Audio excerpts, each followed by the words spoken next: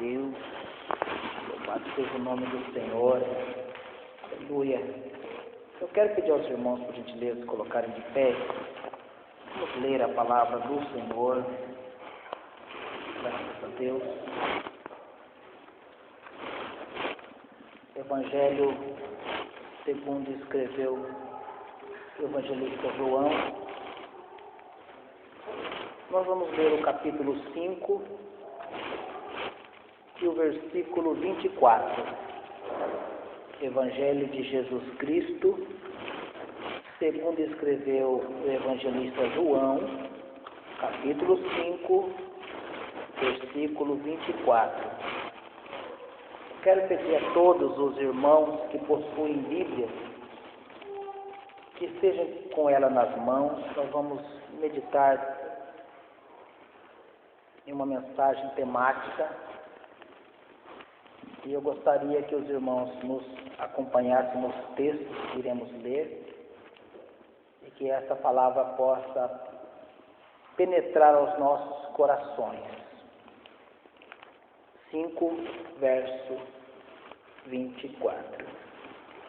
Na verdade vos digo, que quem ouve a minha palavra e crê naquele que me enviou, tem a vida eterna, e não entrará em condenação, mas passou da morte para a vida.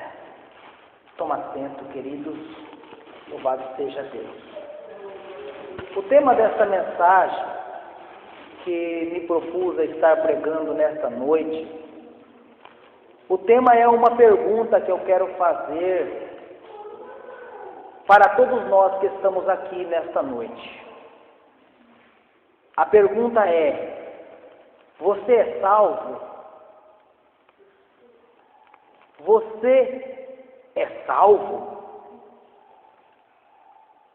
Eu gostaria que você analisasse, parasse e pensasse um pouquinho nessa pergunta que eu estou fazendo. É uma pergunta muito importante. Você é salvo? Eu não estou perguntando aqui se você é da Assembleia de Deus. Eu não estou perguntando aqui se você é da Batista Renovada, se você é da Batista Tradicional. Eu não estou perguntando aqui se você é da Igreja Quadrangular. Eu não estou perguntando se você é da Igreja Metodista. Eu não estou perguntando se você é da Igreja Presbiteriana. Eu não estou perguntando se você é da Igreja Luterana, da Igreja Congregação Cristã do Brasil, se é da Igreja Só o Senhor é Deus, se é da Igreja Deus de Amor, se é católico, se é congregacional. Não, eu estou perguntando se você é salvo. Pertencer a uma denominação evangélica não quer dizer que somos salvos. Ser salvo é outra coisa. Religiosidade aparente não garante salvação. Eu não estou perguntando a que religião você pertence. Eu estou perguntando se você é salvo. Não estou perguntando se é pastor, se é presbítero, se é evangelista, se é diácono, se é cooperador. Não é essa a pergunta. Eu não estou perguntando também quanto tempo você tem de crente. Também não é essa a pergunta que eu estou fazendo. Mas eu estou perguntando: você é salvo? Aí muitos podem dizer assim: ninguém pode dizer que é salvo.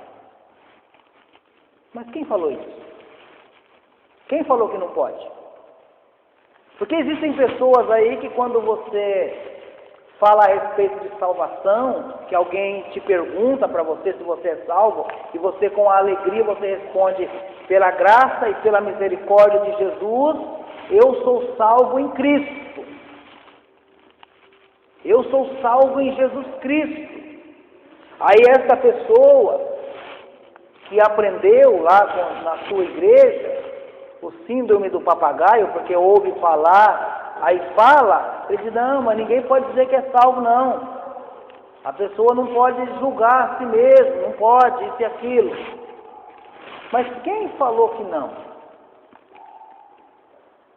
A Bíblia Sagrada, irmãos, no capítulo 5, verso 24, que nós lemos, abra sua Bíblia e leia comigo, João 5, 24.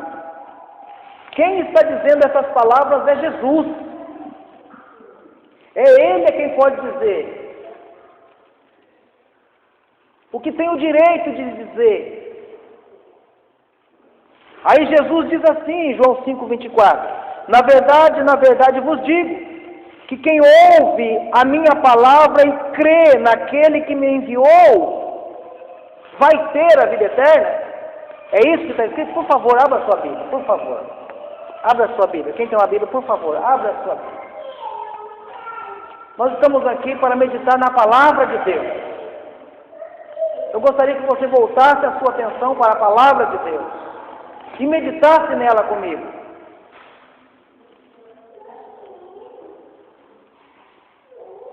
O Evangelho de João 5, 24 está dizendo, na verdade vos digo, que quem ouve a minha palavra e crê naquele que me enviou, tem a vida eterna. Não é vai ter, tem. Aquele que ouve a palavra e crê no Pai que enviou o Filho, tem a vida eterna.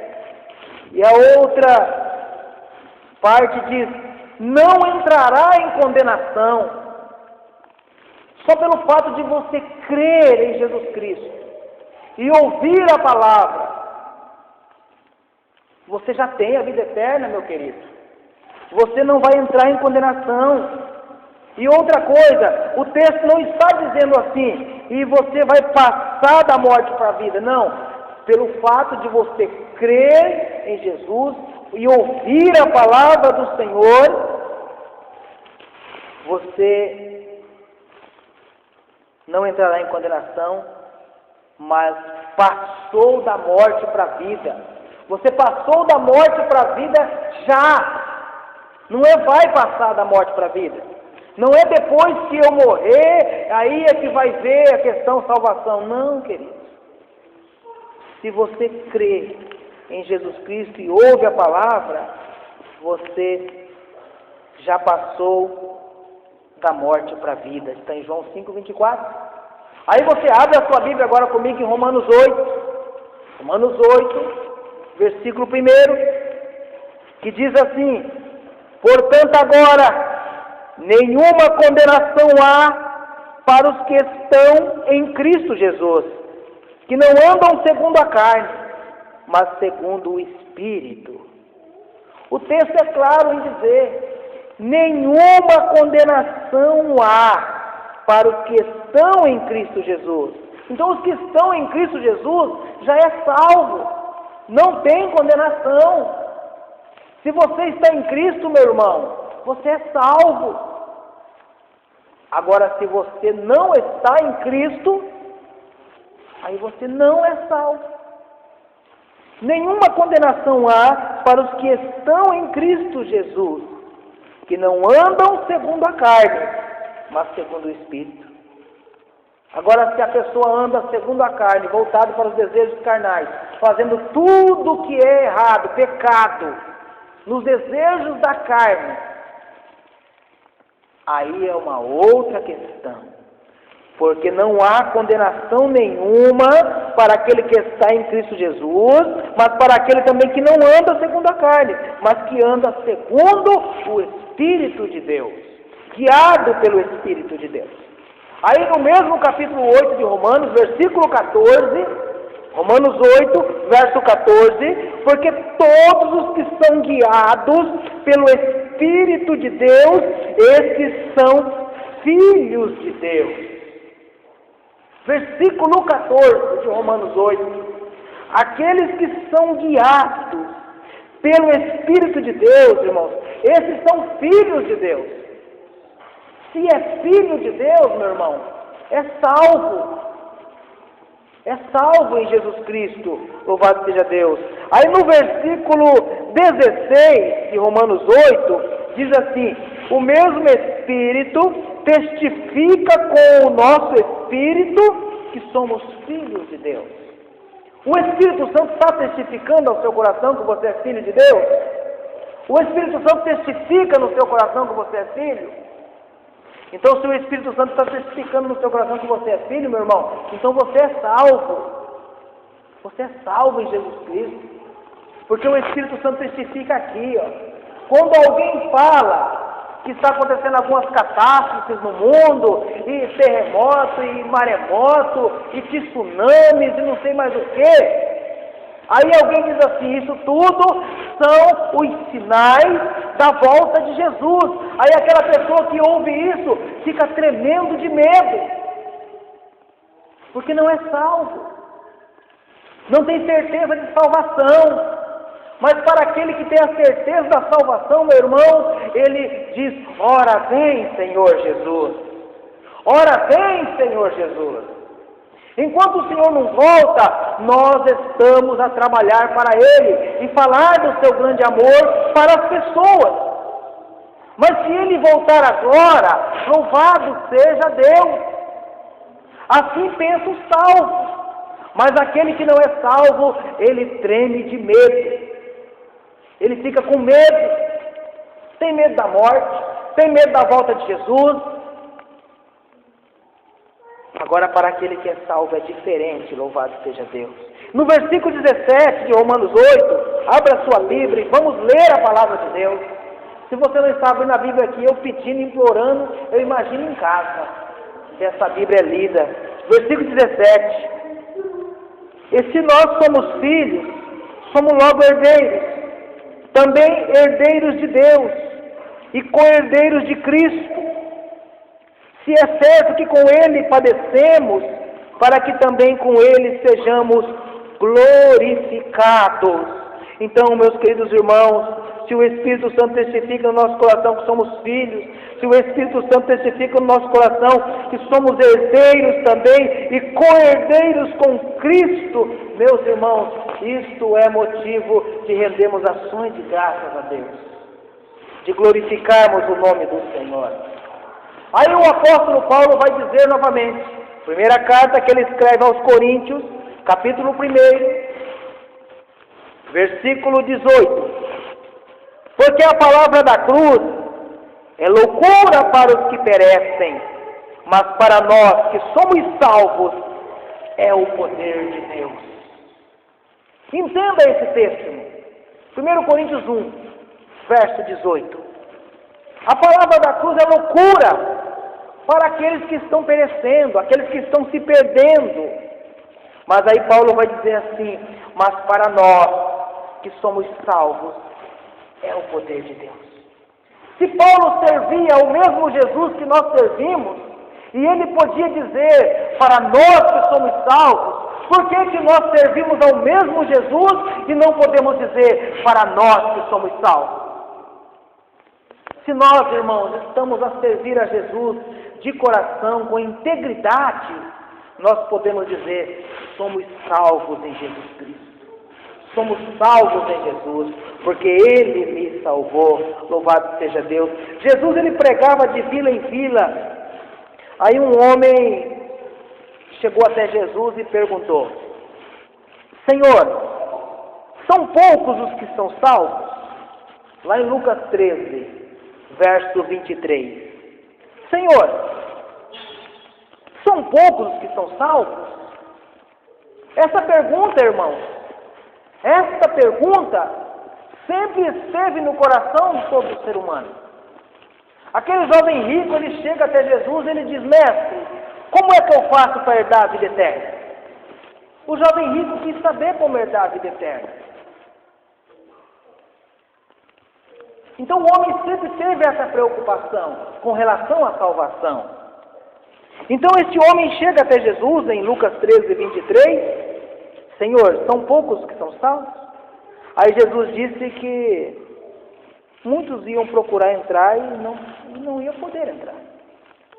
Jesus disse que era necessário entrar pela porta estreita. Porque muitos iam tentar entrar e não iriam conseguir entrar. Essa é uma pergunta muito interessante. A questão sobre salvação. Outros perguntam, até mesmo assim, quantas pessoas vão ser salvas? É comum quando nós estamos discipulando, participando de, até mesmo às vezes de um curso teológico, alguém indagar acerca da questão da salvação. Quantas pessoas serão salvas?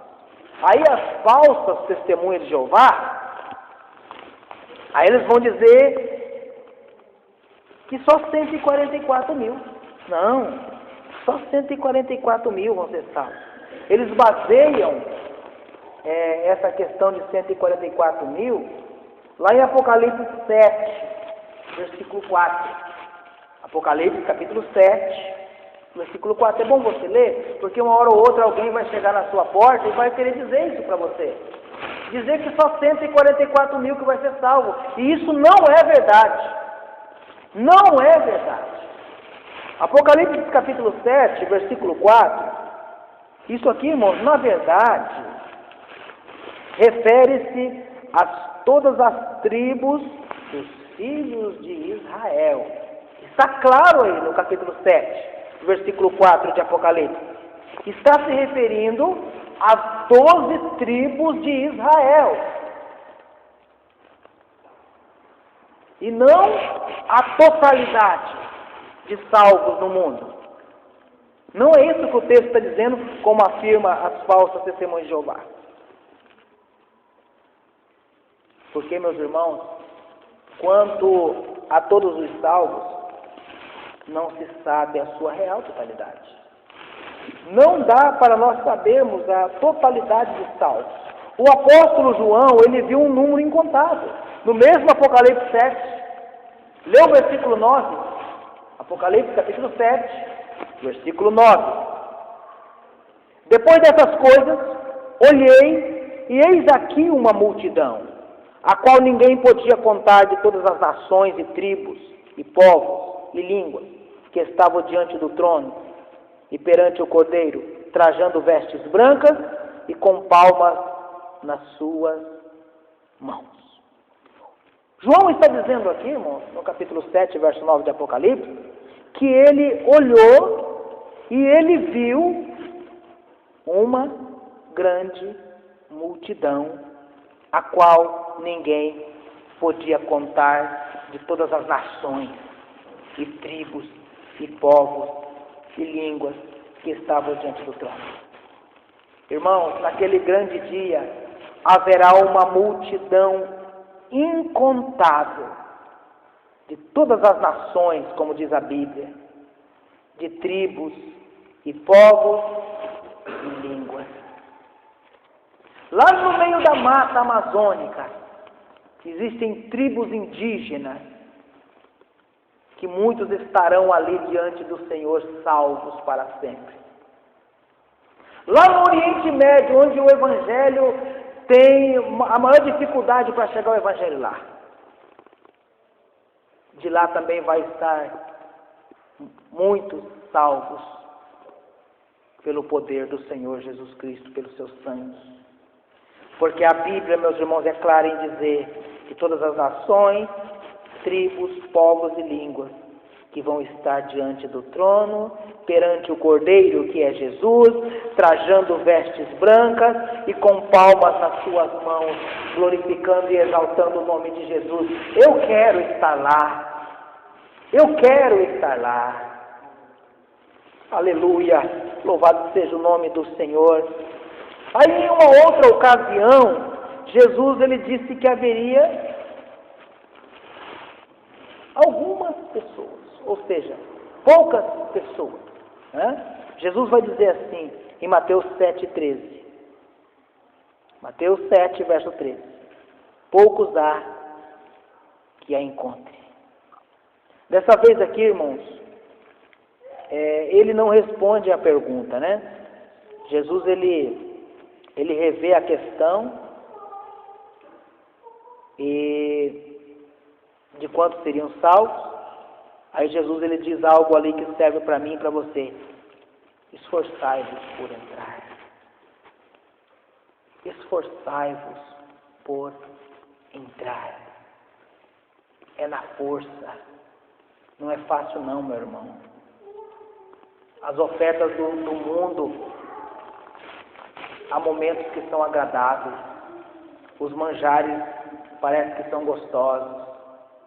Os pratos que o adversário traz, parece que é delicioso. Existe, meus irmãos, neste mundo, muitas coisas para enganar, principalmente a juventude. Tome cuidado, não se deixe levar. O mundo é mau, o mundo é enganoso. Toma cuidado, se esforça por entrar. Em Lucas capítulo 13, verso 24. Lucas 13, verso 24. Porfiai-vos por entrar pela porta estreita, porque eu vos digo que muitos procurarão entrar e não poderão. Porfiar por entrar pela porta. Isso é empregar força, é lutar mesmo, é se esforçar mesmo. Porfiar por entrar pela porta estreita, porque eu vos digo que muitos procurarão entrar e não poderão. Mas eu quero fazer parte daqueles que vão se esforçar e vão conseguir entrar. Quantos aqui querem se esforçar e querem entrar? Faça assim com a sua mão para Jesus ver. Louvado seja Deus. Diga para o seu Senhor: eu vou me esforçar. Eu vou me esforçar, Senhor. Eu vou porfiar por entrar pela porta estreita. Louvado seja o nome do Senhor. Na verdade, irmãos, não importa muito quantos serão salvos. O importante é se sou salvo ou não. Não importa quanto vai ser salvo, não importa se é pouco, não importa se é bastante. Não importa, irmãos. O Apocalipse está dizendo que haverá ali muitos, incontáveis. Mas do que adianta haver uma grande multidão de salvos se eu não estiver entre eles? O que vai adiantar? Na verdade, não importa muito quantos serão salvos. O importante é se sou salvo ou não.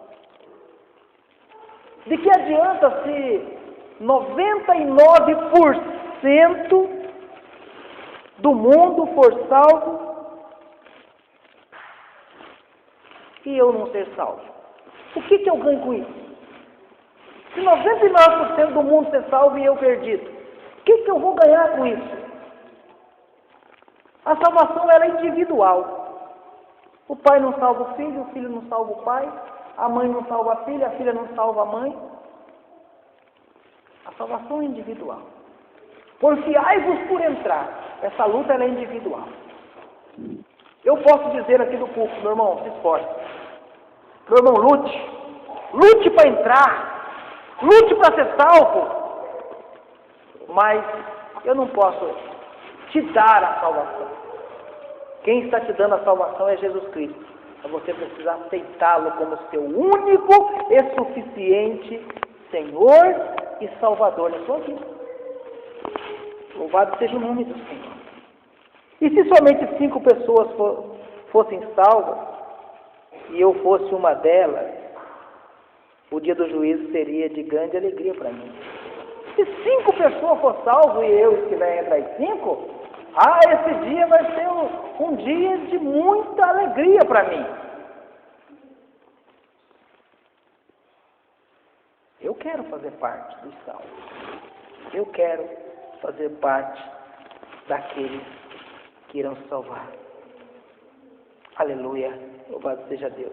Assim Jesus, irmãos, ele insistiu que o homem se esforçasse por entrar. A palavra esforçar significa aplicar intenso esforço. Se esforçar. Aplicar intenso esforço.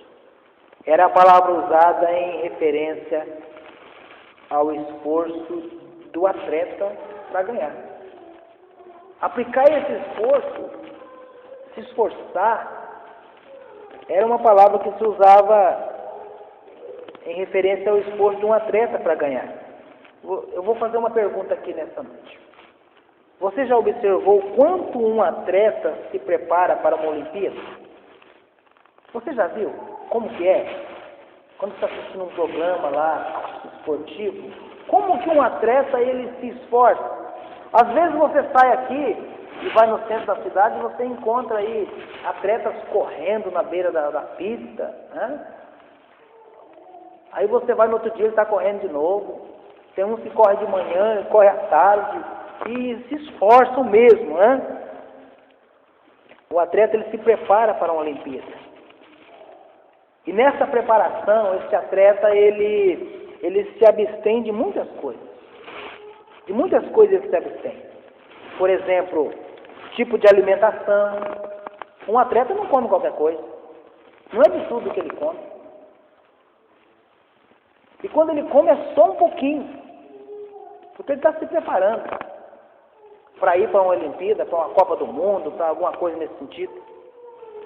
Então o atleta, ele se abstém de muitas coisas, tipo de alimentação, eles contratam um nutricionista para o orientar.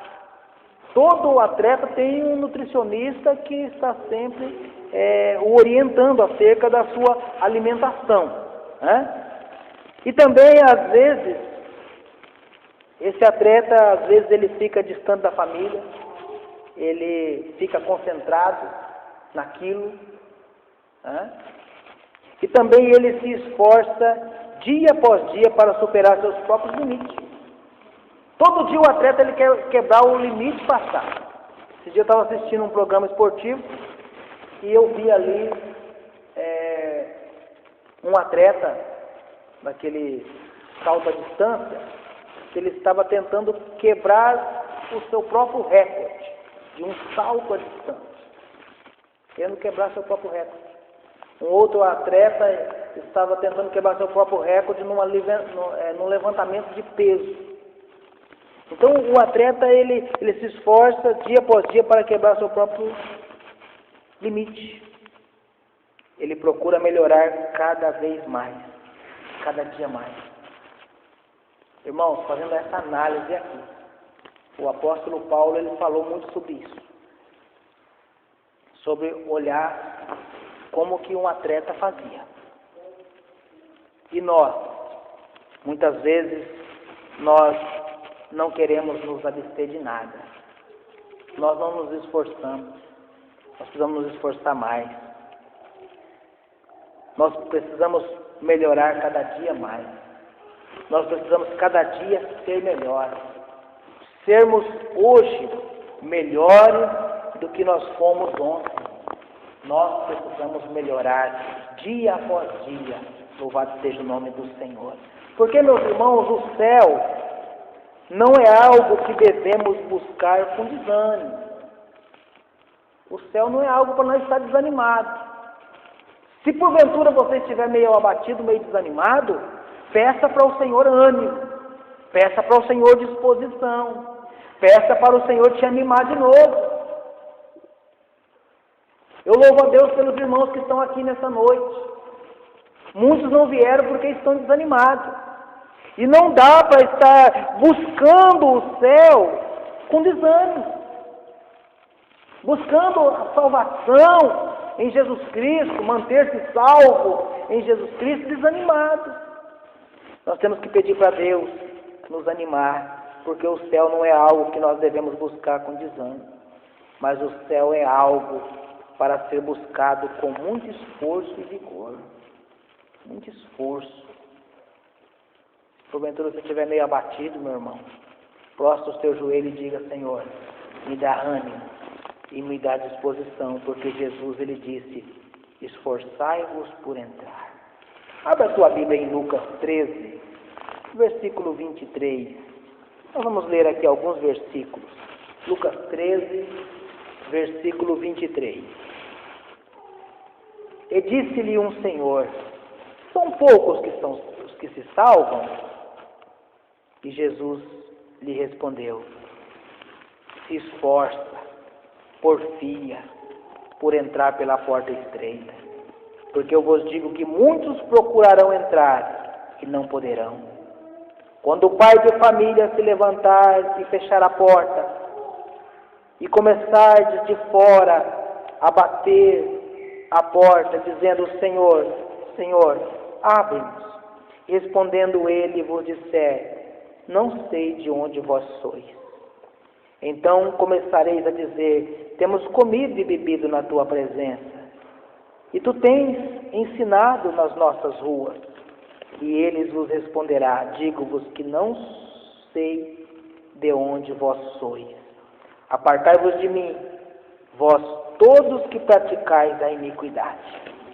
Ali haverá choro e ranger de dentes, quando virdes Abraão, Isaque e Jacó, e todos os profetas no reino de Deus, e vós lançados fora.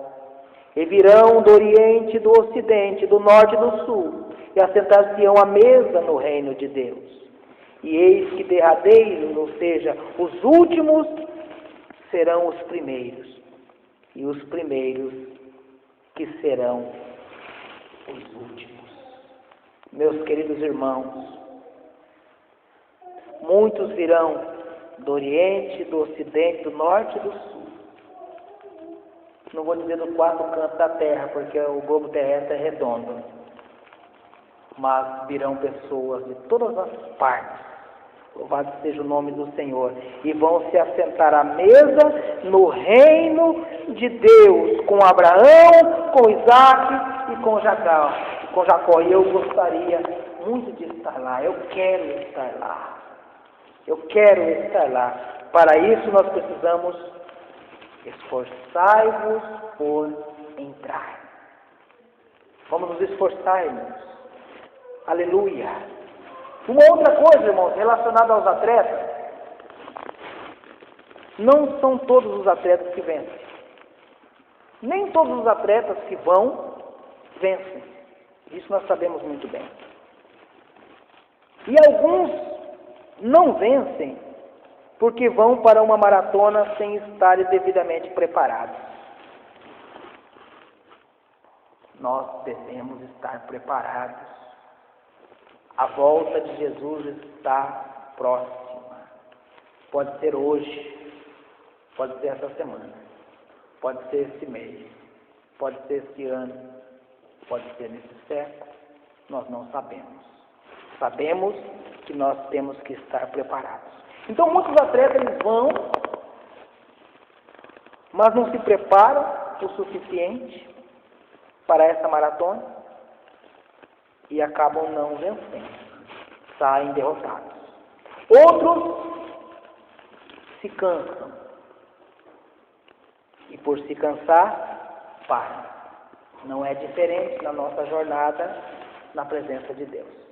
Quantas pessoas tem nesta cidade que se cansaram de servir a Deus e pararam?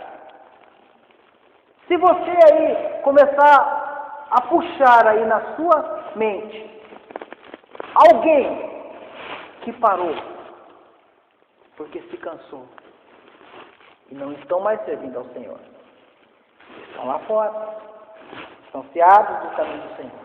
Muitos se cansam e param. E eu me preocupo muito porque eu estou vendo muitas pessoas cansadas. Parece que estão cansados de servir a Deus.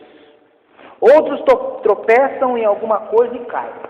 Meu irmão, muitos atletas vão lá, chegam lá, tropeçam, caem, às vezes quase chegando, e o outro passa por ele e cruza a linha de chegada e levanta os braços comemorando porque chegou, e aquele que tropeçou e caiu não chegou.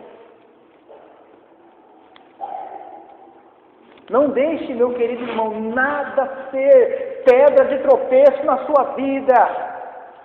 Nada. Quer ser televisão, quer seja internet, seja o que for. Não deixe nada ser pedra de tropeço no seu caminho, para que você não venha tropeçar em alguma coisa e cair, meu irmão. Não tropece em nada, não. Salte os obstáculos. Eu fico olhando às vezes aqueles que correm pulando obstáculos. Eu acho tão interessante aquilo. Eles saem correndo e pulam o obstáculo, e correm e pulam outro obstáculo. Quantos aqui já viu isso daí? Todo mundo já viu, acredito. Eles saem correndo e pulam aqueles obstáculos. É a mesma coisa, irmão, na nossa carreira cristã. Temos que pular os obstáculos que vierem a surgir na nossa frente. Quer seja problema de ordem familiar, quer seja problema de ordem conjugal, quer seja problema com os filhos, quer seja problema de ordem profissional, na área da sua saúde, são os obstáculos para você saltar por cima e não tropeçar e não cair, mas vencer. E Deus quer que você vença. Louvado seja Deus. E existem outros que desistem no meio do caminho. Cansam e param e desistem. E existem outros, alguns até, que são impedidos por alguém. Não deixa ninguém te impedir não, meu irmão. Tem pessoas que às vezes ele está correndo lá, né? Na corrida, na maratona, aí alguém acaba impedindo ele de chegar. Não deixa ninguém te impedir não. Quando chegar alguém com alguma oferta para você, meu irmão, minha irmã, jovens que estão aqui, jovens que não querem nada com Jesus, se aproximar de você, querer ficar, querer namorar, cai fora, meu irmão. Cai fora. Deus tem o melhor para você. Isso daí são pessoas usadas pelo diabo para impedir você de caminhar. Toma cuidado, seja vigilante, seja prudente e não deixe ninguém te impedir de chegar. Não deixe nada te impedir de chegar. Tem pessoas, irmãos, que às vezes estão na igreja, mas não vigia. E às vezes acaba ofendendo alguém que está na igreja. Ofende com palavra, ofende com atitude. Aí tem pessoas que falam, vou embora, nem vou voltar mais aqui na igreja não. A irmã, o irmão lá, o pastor, o obreiro, foi tão duro comigo, me falou tal coisa. Meu irmão, não deixa essa situação te impedir de chegar. Não deixa isso acontecer. Continua caminhando na presença do Senhor. Eu pergunto aqui, quem aqui se lembra daquela situação desagradável envolvendo aquele atleta brasileiro, de um ex-padre, um padre, né, que atrapalhou o brasileiro lá, o Vanderlei Cordeiro de Lima, né? Ele estava lá em uma maratona e esse atleta brasileiro, o Vanderlei Cordeiro de Lima, ele estava liderando a prova quando ele foi agarrado por aquele ex-padre chamado Cornelius Oran, um ex-padre irlandês, né? Ele veio e agarrou o atleta brasileiro, Vanderlei Cordeiro de Lima, quando ele estava liderando a prova. Aí surgiu de uma hora para outra alguém que estava ali assistindo a corrida e agarrou o atleta brasileiro, né, Vanderlei Cordeiro de Lima. Aí algumas pessoas correram ali, torcedores que estavam ali, e ajudou ele a se levantar, mas o brasileiro acabou perdendo. Não conseguiu mais, porque os outros passaram por ele, e aquele ex-padre irlandês o agarrou, o derrubou pelo chão, e ele acabou perdendo. Isso aconteceu durante a disputa da maratona masculina em Atenas, no ano de 2004. Muitos aqui eu acredito que se lembram dessa situação. Não deixe nada te atrapalhar a tua corrida, meu irmão. Não deixe nada te agarrar, não deixe nada te derrubar. Caminha para frente, olhando para o Senhor Jesus Cristo, até cruzar a linha de chegada. Louvado seja Deus. Jesus também, irmãos, ele avisou que existe um prazo para nós nos esforçar, para nós empregar força por entrar nesse reino de Deus. Jesus, ele avisou que existe um prazo. Ele disse que após fechar a porta da salvação, ela jamais seria aberta de novo. O texto que nós lemos acima diz que muitos vão dizer: "Ah, Senhor, Senhor", e ele vai dizer: "Eu não conheço vocês, não. Não sei nem de onde vocês estão." "Não, mas o Senhor ensinou, nós estávamos à mesa." "Não, não sei quem é vocês. Não conheço." Então existe um prazo e nós precisamos aproveitar nossa oportunidade. O problema é que muitos pensam, irmãos, estar salvos sem verdadeiramente estarem. Pensar estar salvos sem estar, isso é um problema muito grande. Essa possibilidade de não ser salvo deve nos motivar para que eu possa me certificar cuidadosamente da minha salvação. Faz uma autoanálise da sua vida. Como que eu estou servindo a Deus? Como que tem sido a minha atitude relacionada a Deus? Como tem sido o meu comportamento? Você faz uma análise através da palavra de Deus. Como que eu estou vivendo na presença do Senhor? Nós temos que nos certificar com bastante cuidado acerca da nossa salvação. Como que eu estou servindo a Deus?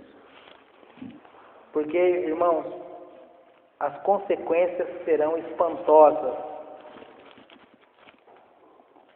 para nós. Temos que tomar um cuidado. Naquele dia nós chegamos lá e o nosso nome não está escrito no livro da vida. E nós jogamos oportunidade e tempo fora. Ou desfrutamos a mesa do jantar no céu, ou não. Abra a sua Bíblia para nós encerrarmos, Mateus 25, verso 34. Ou desfrutaremos da mesa do jantar no céu, ou não. Depende muito de nós nos esforçarmos para isso. Mateus 25, verso 34.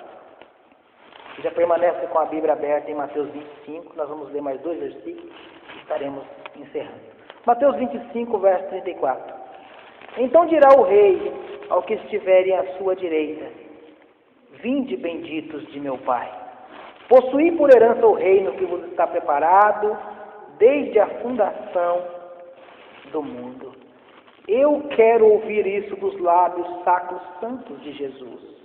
Vinde, bendito de meu Pai, possui por herança o reino que vos está preparado desde a fundação do mundo. É isso que eu quero ouvir de Jesus naquele dia. Ou desfrutaremos da mesa do jantar no céu, ou seremos lançados na horrenda agonia. Isso é uma grande verdade. Ou somos salvos ou somos perdidos. Ou vamos desfrutar do banquete do céu, ou nós vamos ser lançados em horrenda agonia. Isso é verdade. Mateus 25, verso 41. Mateus 25, verso 41. Então dirá também aos que estiverem à sua esquerda: apartai-vos de mim, malditos, para o fogo eterno, preparado para o diabo e os seus anjos. Apartai de mim, malditos, para o fogo eterno. Olha a diferença do verso 34 e o verso 41, irmão. Eu quero ouvir de Jesus o verso 34, vinde benditos de meu Pai. Eu não quero ouvir do Senhor Jesus o verso 41, não. Apartai de mim, malditos, o fogo eterno. Isso é realidade. Por isso que nós temos que nos esforçar para servir a Deus, para andar na presença do Senhor. O mundo aí fora não aceita isso como verdade. Não, morreu, acabou. Morreu, acabou, joga lá no cemitério e vira osso e morreu, acabou. Mas não é verdade. A Bíblia, ela é verdadeira. A Bíblia é a palavra de Deus. E nós temos que acreditar na palavra de Deus. João 5, 29.